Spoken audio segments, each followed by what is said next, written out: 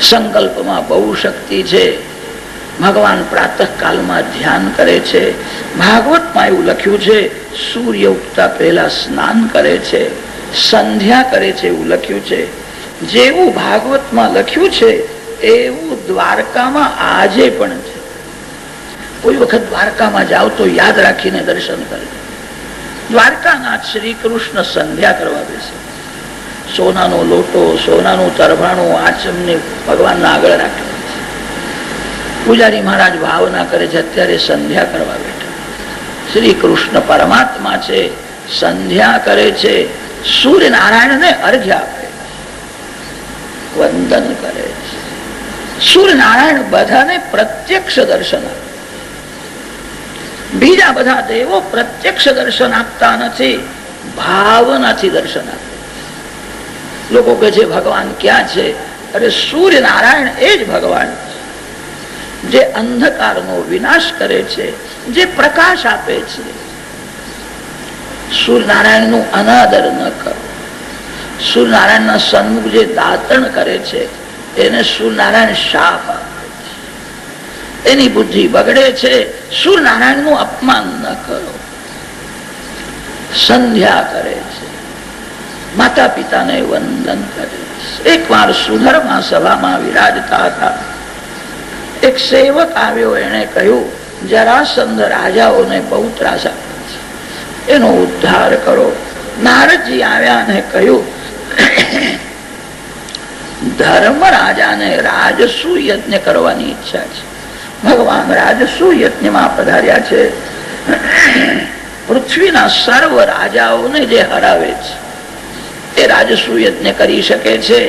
ભીમસેનને યુક્તિ બતાવી છે, યુક્તિથી જરાસંધને માર્યો છે.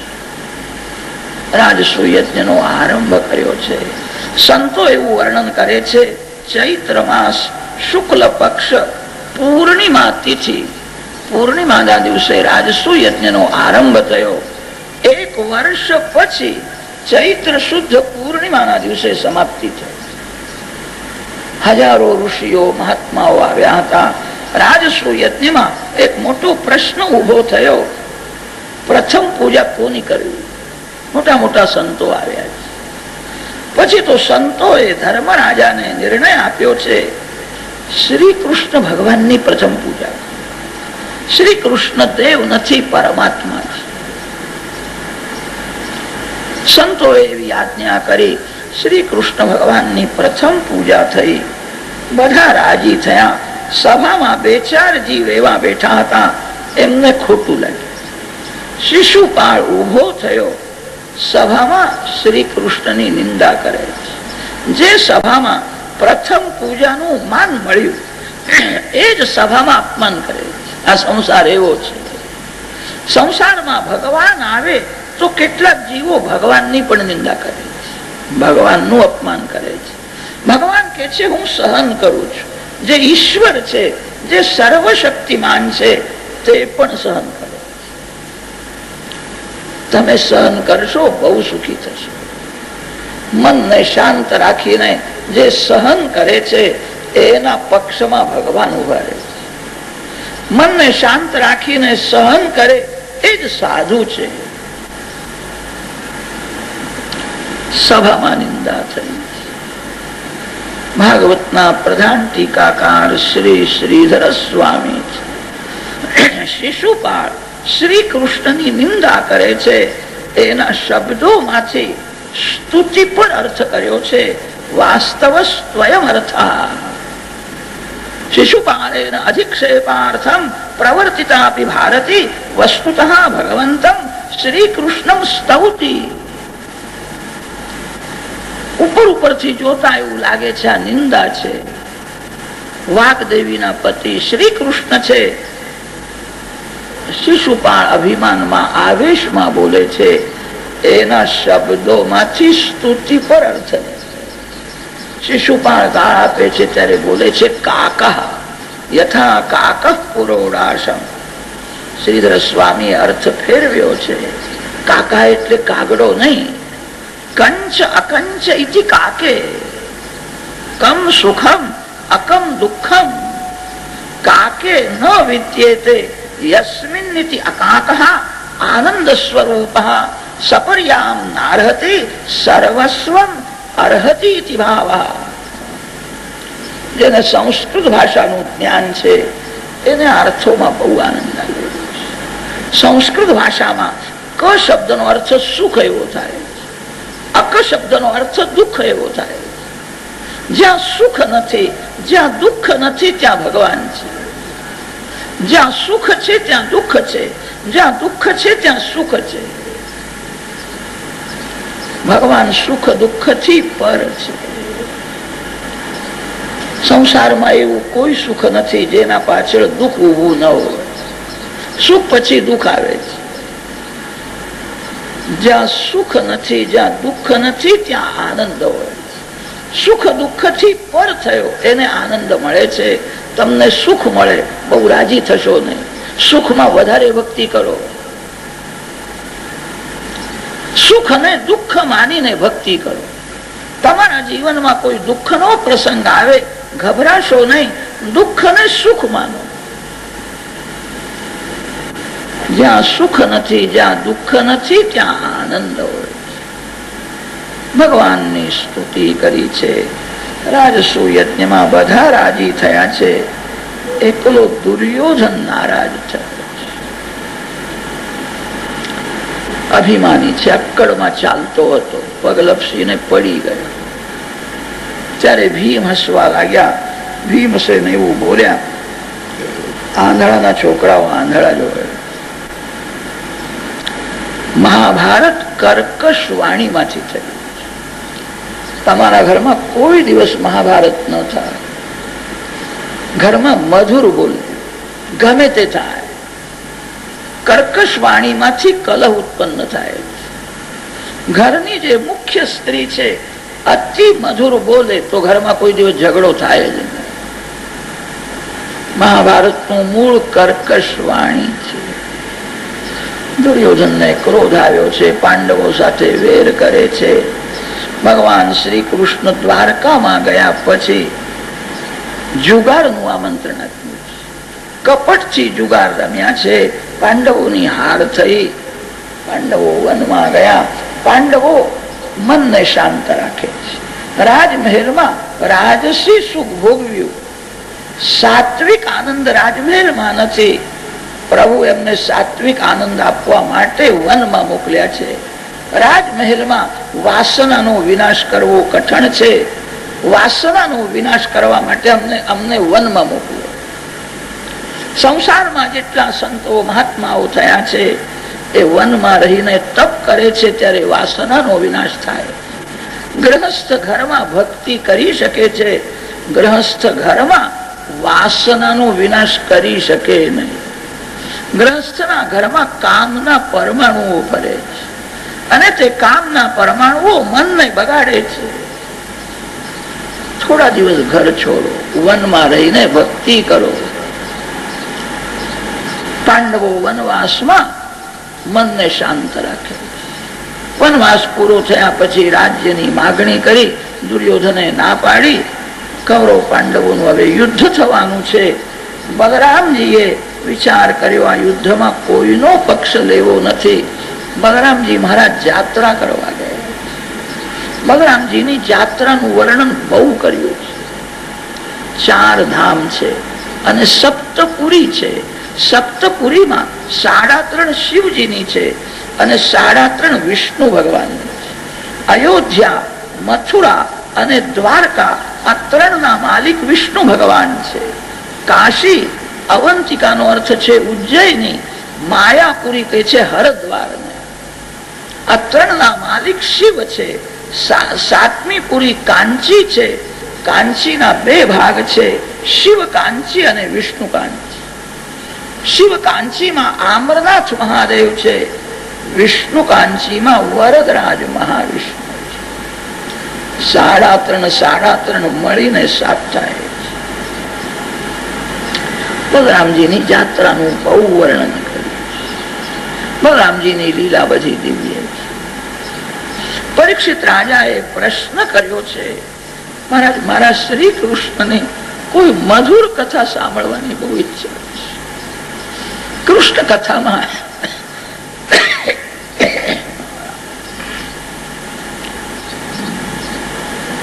તૃપ્તિ થતી નથી. કૃષ્ણ કથામાં રાજાનો પ્રેમ જોઈને સુખદેવજી મહારાજ પ્રસન્ન થયા. ભગવાન હૃદયમાં આવ્યા. શ્રી કૃષ્ણ દર્શન કરતા કરતા બોલે, સુદામદેવની કથા સુખદેવજી મહારાજે બહુ પ્રેમથી કરી.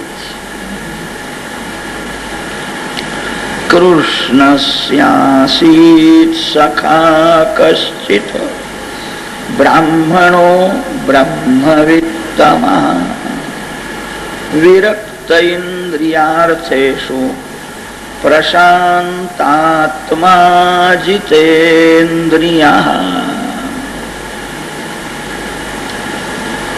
જીવાત્માને પરમાત્માના સ્વરૂપનું જ્ઞાન નથી. જીવ અજ્ઞાની છે, તેથી જગતના પાછળ પડે છે. જેને પરમાત્માના સ્વરૂપનું જ્ઞાન છે, ભગવાન બહુ ઉદાર છે, ભગવાન અતિ સરળ છે, ભગવાન અતિશય પ્રેમ કરે છે, ભગવાન નિર્દોષ છે, ભગવાન સર્વ સદગુણ સંપન્ન છે. તમે કોઈ શ્રીમાનના પાછળ પડશો, શ્રીમાન બહુ ઉદાર હશે, લાખ 2 લાખ 5 લાખ તમને આપશે. કોઈ એવો છે પોતાનો 16 ભાગ બીજાને આપે. જીવ આપે છે ત્યારે સંકોચ રાખીને જ આપે છે, મારા માટે રહેવું જોઈએ, છોકરાઓના માટે રહેવું જોઈએ. ભગવાન આપે છે ત્યારે ભગવાનને જરાય સંકોચ થતો નથી. જીવ અપૂર્ણ છે, પરમાત્મા પરિપૂર્ણ છે. પરમાત્મા સાથે પ્રેમ કરનારને પરમાત્મા પરિપૂર્ણ બનાવી દે છે. ભગવાન અતિ ઉદાર છે. ભગવાન તો જીવને સર્વસ્વ આપવાની ઈચ્છા રાખે. જીવ પાસે પ્રેમ માગે છે. જે જીવ પરમાત્મા સાથે અતિશય પ્રેમ કરે એને ભગવાન ભગવાન બનાવી દે છે.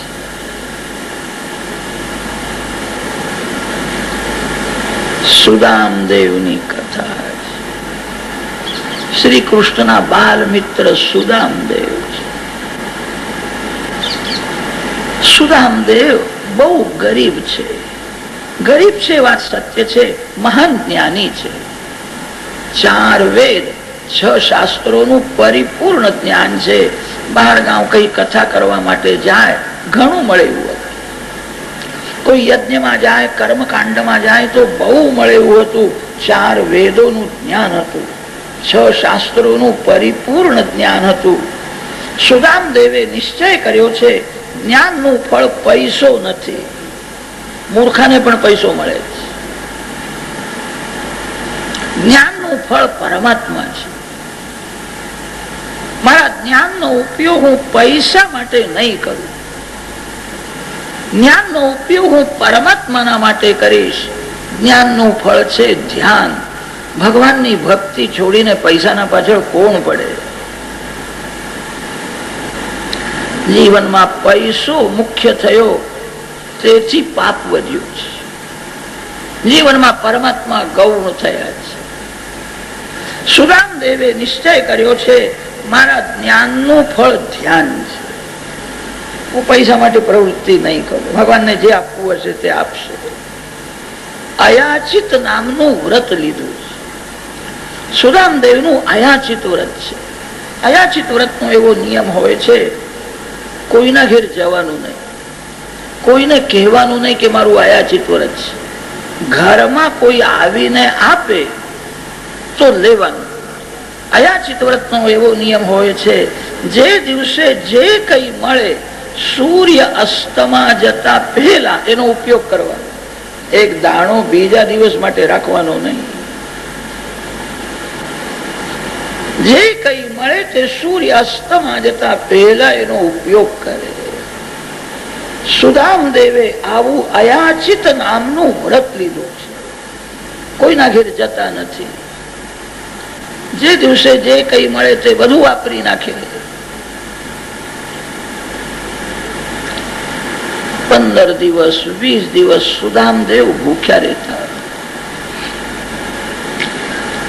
સુદામદેવના પત્નીનું નામ બતાવ્યું છે સુશીલા. નામ પ્રમાણે ગુણ છે. કેટલાકનું નામ શાંતાબેન હોય છે, વાતો જ બહુ કરે, જરાય શાંતિ નહીં. નામ પ્રમાણે ગુણ હોવો. સુશીલા મહાન પતિવ્રતા.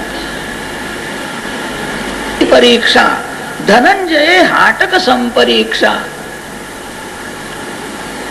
ઘરમાં જરાય સુખ નથી, દુઃખ સહન કરે છે.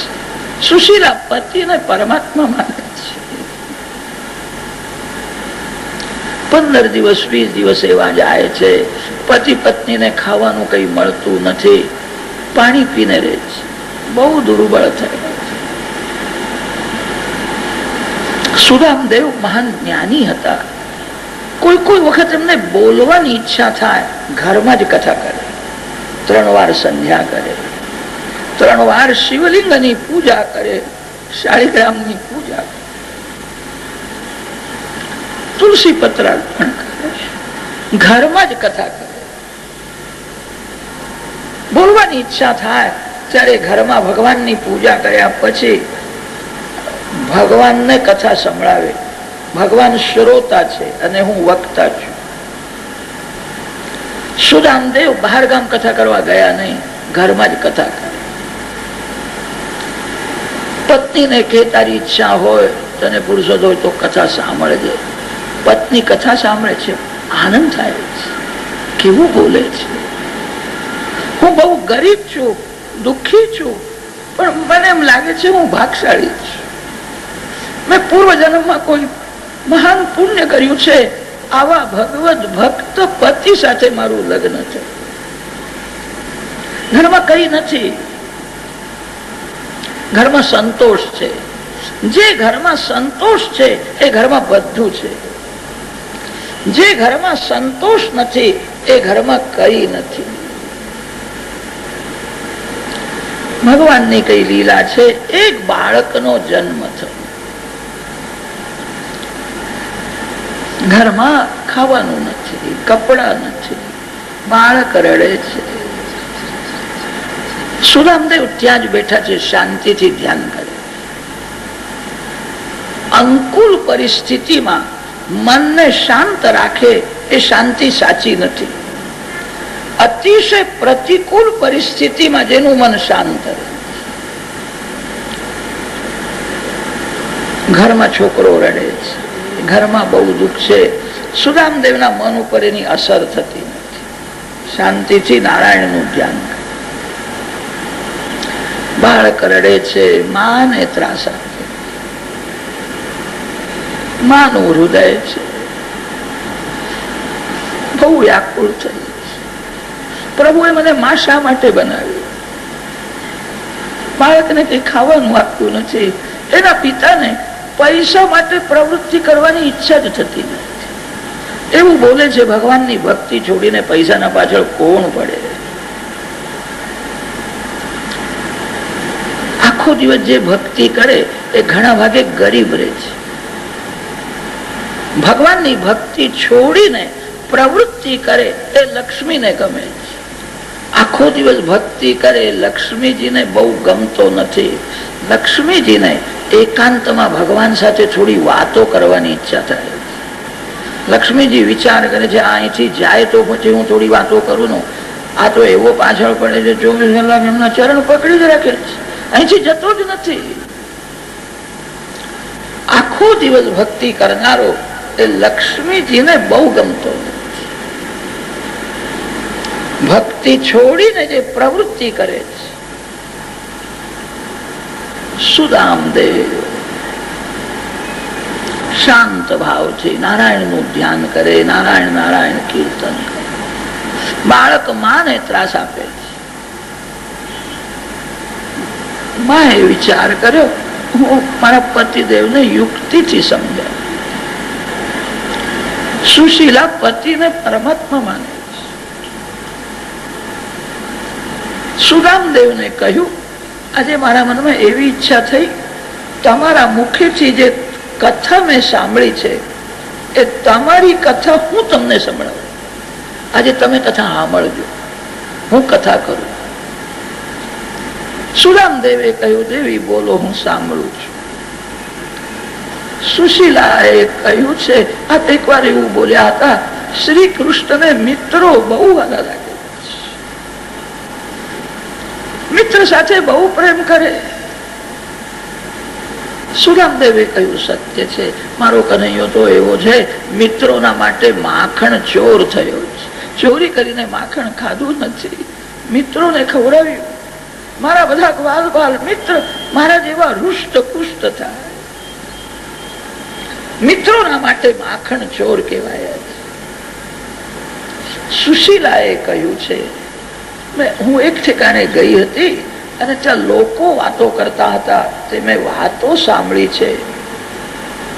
તમે પણ શ્રી કૃષ્ણના મિત્ર છો, એ વાત સાચી છે? સુદામદેવે કહ્યું, સત્ય છે. અમે એક જ ગુરુકુળમાં ભણતા, મારા ઉપર એમનો બહુ પ્રેમ છે.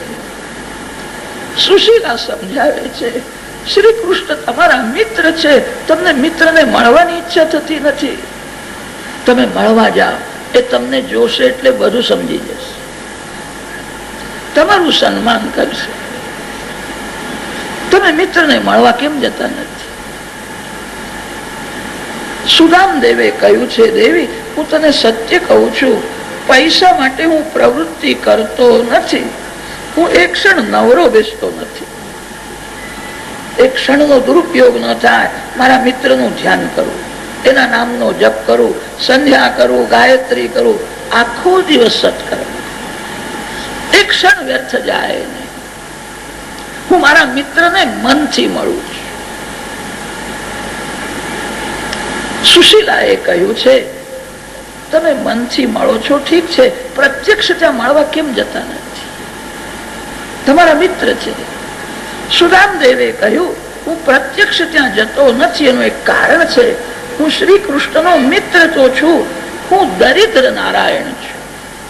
મારા શ્રી કૃષ્ણ લક્ષ્મીપતિ નારાયણ છે. દરિદ્ર નારાયણ લક્ષ્મીપતિ નારાયણ ના ઘેર મળવા જાય, લોકો શંકા કરે છે, આ કઈ માગવા આવ્યો છે. મારે માગવું નથી. ભગવાનના ત્યાં પણ હું માગવા નહીં જઉં. ભગવાનને જે કઈ આપવું હશે તે ઘેર આવીને આપીશ, હું માગવા નહીં જઉં. સુશીલા પ્રેમથી સમજાવે છે, હું એવું કહેતી નથી કે ત્યાં જઈને તમે માગો, એ તમને જોશે કે બધું સમજી જશે.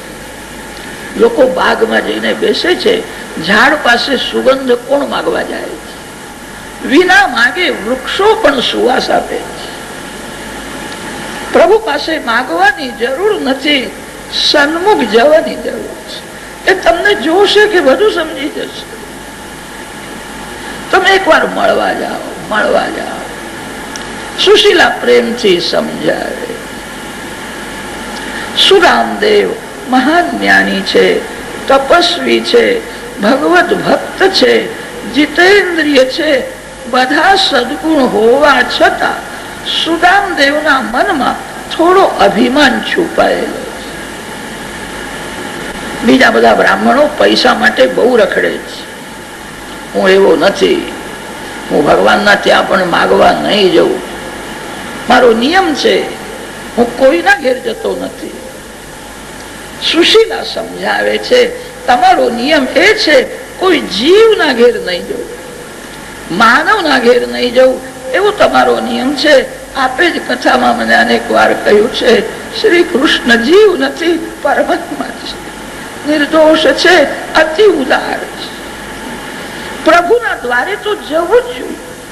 પ્રભુના દ્વારે હું નહીં જઉં એ અભિમાન છે.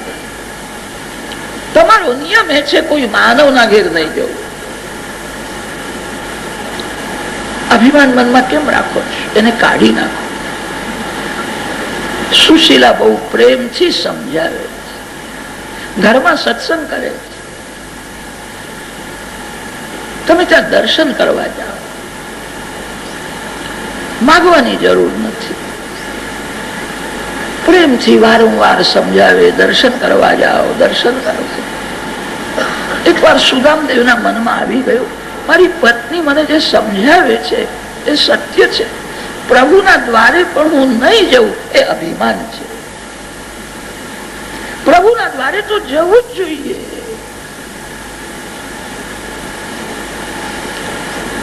પત્ની બહુ લાયક છે. મને એમ લાગે છે મારી પત્ની સ્ત્રી નથી, કોઈ સંત છે. મેં કોઈ દિવસ એને ખાવાનું આપ્યું નથી, કપડા આપ્યા નથી. મારામાં એનો કેવો ભાવ છે. મને પરમાત્મા સમજે છે. મને રોજ કે છે દર્શન કરવા જાઓ, દર્શન જવું જોઈએ. સુશીલાને કહ્યું છે મને દર્શન કરવાની ઈચ્છા તો થઈ છે. બહુ દિવસ પછી અમે બે મિત્રો મળીએ, કઈક ભેટ તો આપવી જોઈએ ને. આપણા ઘરમાં તો કઈ નથી. હું ખાલી હાથે ત્યાં કેવી રીતે જાઉં? સુશીલાએ કહ્યું છે હું તમને ભેટ આપું છું. આજ સુધી કોઈના ઘેર માગવા ગઈ નહોતી. ભગવાનને અર્પણ કરવું છે. આ ભાવ જાણ્યો છે. એક સખીના ઘેર ગઈ અને કહ્યું મારા પતિદેવ દ્વારકા જવાના છે, ભગવાનને ભેટ આપવી છે. તારા ઘરમાં કઈ હોય તો થોડુંક મને આપીશ. હું તારા ઉપકાર નહીં ભૂલું.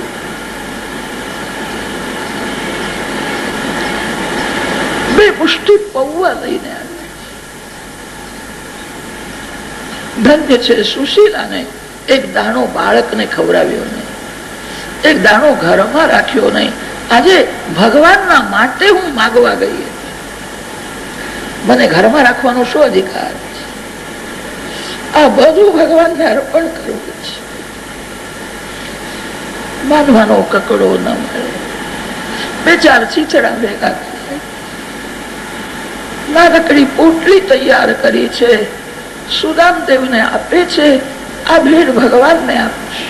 સુશીલા જાણે છે મારા પતિદેવ બહુ શરમાળ છે, બહુ સંકોચી છે, કોઈના ઘેર ગયા નથી. સાંભળ્યું છે સોનાની દ્વારકા છે. રાણીઓનો શૃંગાર, રાણીઓનું વૈભવ જોઈને એ ગભરાશે. આ ભેટ ભગવાનને નહીં આપે, પાછી લઈ આવશે. સુશીલાએ કહ્યું છે આ ભેટ ભગવાનને અર્પણ કરતા તમને કદાચ સંકોચ થશે. સંકોચ થાય તો મારું નામ લેજો, દ્વારકાનાથને કહેજો મારા ભાભીએ તમને આ ભેટ આપી. હું શ્રી કૃષ્ણની ભાભી છું. હું શ્રી કૃષ્ણના મિત્રની પત્ની છું. ભગવાન અમને ભલે ના આપે, બાળકના બાજુ થોડું આપે તો સારું. સુદામદેવ દ્વારકા જવા તૈયાર થયા. અનેક જગ્યામાં ફાટેલી એક સાધારણ પૂતળી છે. શરીરના બધા હાડકાઓ દેખાય છે. નાનકડી લાકડી હાથમાં લીધી છે, પોટલી બગલમાં દબાવી છે. સુદામદેવ દ્વારકા જવા તૈયાર થયા છે. સુશીલા પતિદેવના દર્શન કરે છે. આ દશા થઈ છે.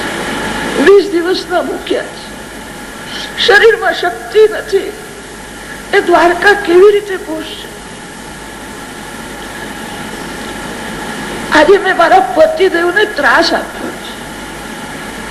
મારા પતિદેવ તો જ્યાં બેસીને ધ્યાન કરે ત્યાં એમને ભગવાનના દર્શન થાય છે.